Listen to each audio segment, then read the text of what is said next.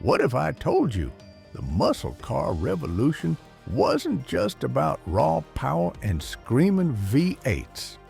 In fact, some of the most innovative and misunderstood turbocharged cars were born in the 70s, and they never got the credit they deserved.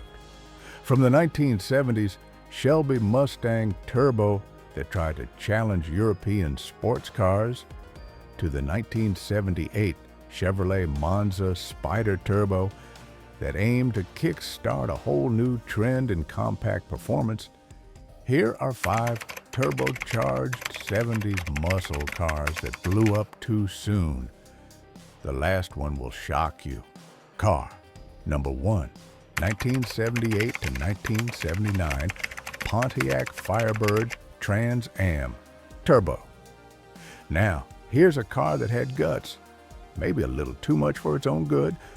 Pontiac had already carved a name for itself with its throaty V8s and aggressive styling, but in the late 70s, it decided to push the envelope hard. They then introduced the turbocharged Firebird Trans Am. Yeah, you heard that right. A turbo in a muscle car during the smog-choked, fuel-starved late 70s? That seemed practically impossible. Under the hood sat a 6.6-liter, 400 cubic inch V8, already a beefy engine by any standard. But Pontiac strapped on a turbocharger and called it the future. It was one of the first times an American production muscle car went the forced induction route, way ahead of its time. In theory, this setup promised a new kind of power, one that didn't rely solely on displacement. In practice, though, it was kind of a mess. Let's be real, the tech just wasn't there yet. Turbo lag was brutal. The car felt like it was holding its breath before suddenly waking up in a panic. Add to that unreliable electronics, poor fuel quality tolerance, and an overheating turbo setup, and you had a car that confused both owners and mechanics. This wasn't your plug-and-play big block. This was a high-maintenance diva with attitude. Despite all that, it looked like a beast. It still had the signature Firebird stance, the shaker hood, and enough decals to cover a small building, but the real story was under the hood. And unfortunately, that story didn't last long. The Turbo Trans Am was quietly shelved after just 2 years. Not because it wasn't exciting, but because it was too complicated for its time. Here's the kicker. Pontiac tried to market it as a high-tech answer to the emissions-era blues. They were basically saying, hey, we can still go fast, just smarter. And they weren't wrong. This car foreshadowed the turbocharged madness of the 1980s, but it hit the street just a few years too early. Today, it's a unicorn. Few were made, and even fewer survived. But for gearheads in the know, the Turbo Trans Am is a legend. Flawed, fascinating, and way ahead of the curve. Car number 2, 1978 Oldsmobile Cutlass Salon Turbo. Now, if you thought that was a weird experiment, wait till you see what Oldsmobile was cooking up in the same year. A car that was never really built to throw punches, but still showed up to the ring with a turbo strapped to its belt. The 1978 Oldsmobile Cutlass Salon Turbo wasn't loud. It wasn't flashy. Hell, it didn't even look that fast. But pop the hood and you'd find a little V6 with a whole lot of ambition. Olds bolted a turbocharger to its 3.8-liter V6 and called it a day. No fancy badging, no dramatic styling upgrades, just a mid-size coupe with an experimental heart. And while 170 horsepower might sound like a joke now, you have to remember we're talking about the late 70s. Emissions were strangling V8s left and right. Gas prices were high. horsepower figures across the board were depressing. In that landscape, this thing was actually kind of spicy. But here's the catch. Almost nobody cared. It didn't drive like a muscle car. It didn't sound like one. Most people who test drove it were probably just confused. Turbocharged? So, that's good? It had noticeable lag, weird power delivery, and absolutely zero support from mechanics who are used to working on simple carbureted V8s. It was like handing your grandpa an iPhone in 1978. Still, credit where it's due, this was a big move for the time. Turbocharging wasn't just rare, it was almost taboo in American production cars, and Oldsmobile, of all brands, was out here experimenting like it was some boutique performance shop. The Cutlass Salon Turbo wasn't a hit, but it was laying groundwork. Buick would later refine that same 3.8-liter turbo setup and turn it into a legend with the Grand National. So, if the Grand National was the rock star, this Cutlass was the awkward garage band that came first. You won't see many of these today. Most were quietly scrapped, forgotten, or repurposed by folks who had no idea what they owned.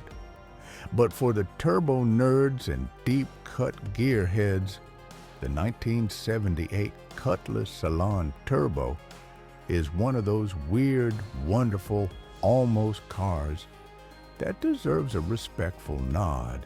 Car number 3, 1979 to 1980, Buick Regal Turbo.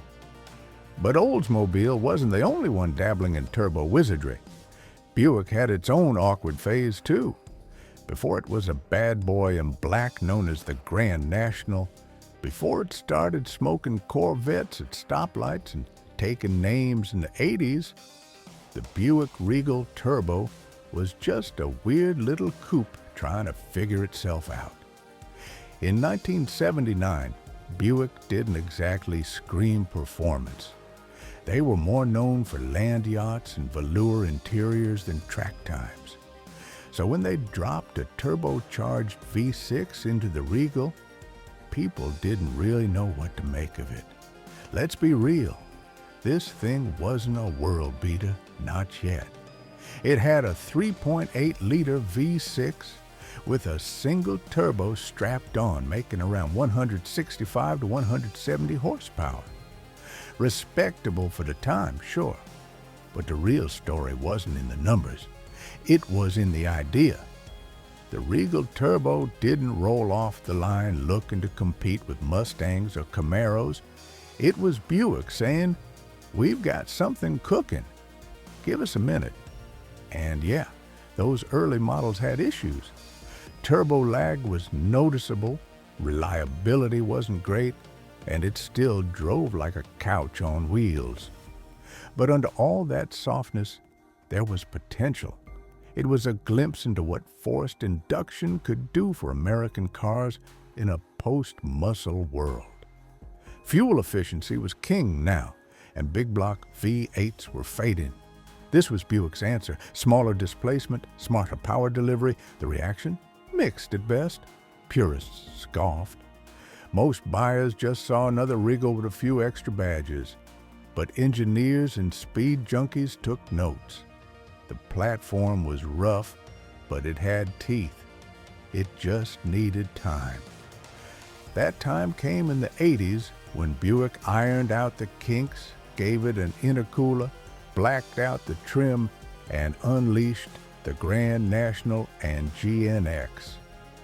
Suddenly, the Regal wasn't some sleeper sedan, it was the car embarrassing Ferraris in quarter-mile sprints. But none of that would have happened without this first attempt.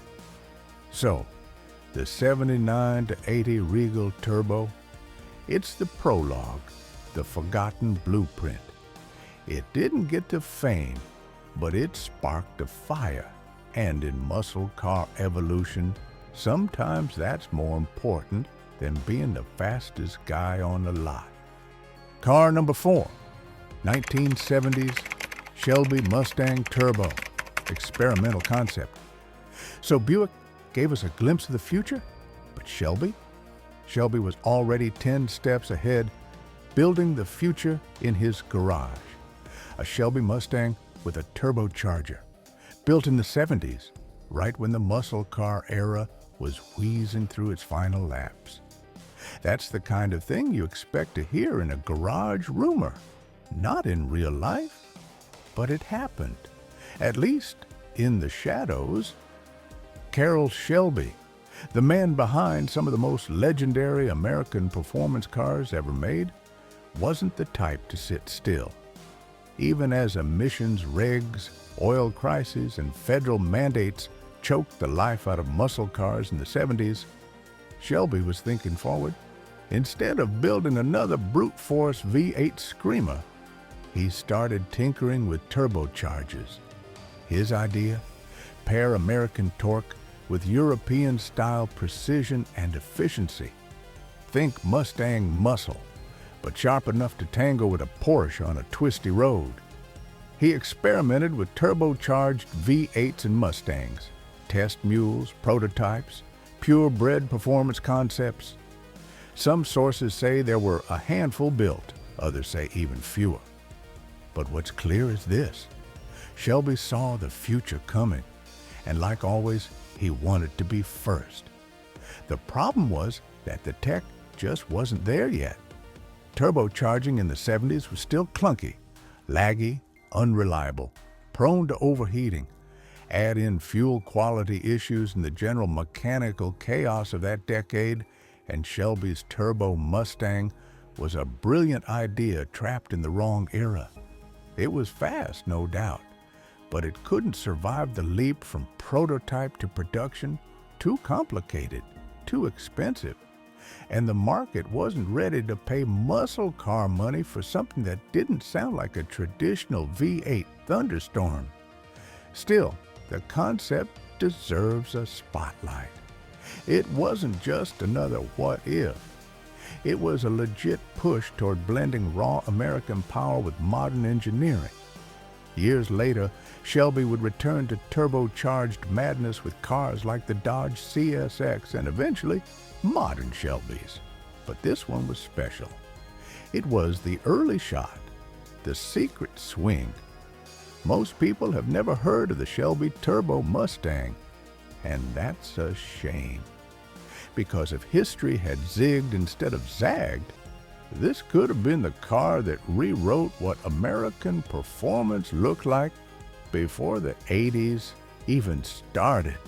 Car number 5, 1978 Chevrolet Monza Spider Turbo.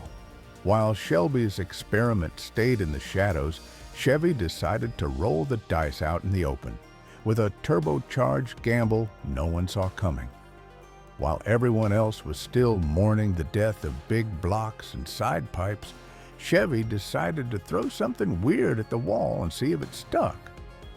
Enter the 1978 Monza Spider Turbo, a car that confused just about everybody, but in hindsight, might have been 10 years too early for its own good. Now let's get one thing straight. This wasn't a muscle car. Not even close. It was a compact, born out of the Vega platform and powered by a 2.3-liter four-cylinder with a turbocharger bolted on. Just 90 horsepower on paper, but in 1978, that actually raised a few eyebrows. Most cars were chugging along with wheezy, emission-choked engines. Here was something different. Lightweight, kind of sporty, and with that magic word, turbo. But America wasn't ready for it. Muscle car fans wanted thunder and tire smoke. Regular buyers didn't trust turbos yet. They sounded foreign, fragile, and complicated. And journalists didn't know how to review it. The turbo lag was real, the power delivery was awkward, and the build quality, let's just say it left a lot to be desired.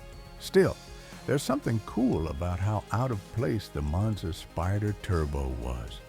It wasn't following a trend, it was starting one, even if no one showed up to the party. A front-engine, rear-wheel drive turbo coupe with decent handling dynamics. Sounds kind of like the blueprint for the sporty 80s compacts we'd all be drooling over later. The Monza Spyder Turbo quietly disappeared after a short run. Sales were weak, the reviews were mixed, and it didn't help that American buyers didn't want to think small yet. But that doesn't mean it was a failure, it just showed up too early. Like a band that drops a great album before the genre exists. Today, it's a forgotten relic, a blip in GM's turbo timeline. But in the story of American performance, this odd little coupe earns a weird, respectful nod. Because before turbo was cool, the Monza Spyder was already boosting. So there you have it, 5 turbocharged rebels from the 70s that might have been ahead of their time. They didn't all make it big, but they sparked ideas that would shape the future of American performance.